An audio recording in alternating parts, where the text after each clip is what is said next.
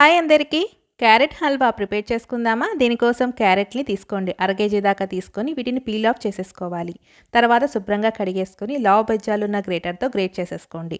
ఇప్పుడు మనం స్టవ్ వెలిగించుకున్న బాండీలో 2 టేబుల్ స్పూన్ల నెయ్యి, ఒక కప్ దాకా గ్రేట్ చేసుకున్న క్యారెట్‌ని వేసేసుకొని ఒక 2 నిమిషాల పాటు హై ఫ్లేమ్‌లో టోస్ట్ చేసేసుకోండి. తర్వాత మూత పెట్టి మీడియం ఫ్లేమ్‌లో క్యారెట్ సాఫ్ట్‌గా అయ్యే వరకు మిక్స్ చేసేసుకోవాలి.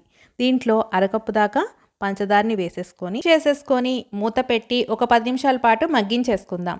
దీంట్లోనే అరకప్పు దాకా పాల పొడిని వేసుకోండి. పాల పొడి లేకపోతే దీంట్లో 2 కప్పుల దాకా పాలనైనా వేసుకోవచ్చు. అలాగే దీంట్లో అరకప్పు దాకా మళ్ళీ పాలని వేసేసుకొని పాలన్నీ ఎగిరిపోయే వరకు మిక్స్ చేసేసుకోండి. దీంట్లోనే కొద్దిగా యాలకుల పొడి వేసుకొని బాగా దగ్గర పడిపోయాక దీన్ని పక్కన పెట్టేసుకొని వేరొక బాండీలో నెయ్యి వేసుకొని డ్రై ఫ్రూట్స్ వేసేసుకొని బాగా ఫ్రై చేసుకొని ఇలా వేగుతున్న హల్వాలోకి ట్రాన్స్ఫర్ చేసేసుకుంటే ఎంతో టేస్టీగా ఉండే హల్వా ప్రిపేర్ అయిపోతుందండి. మీరు కూడా ట్రై చేయండి.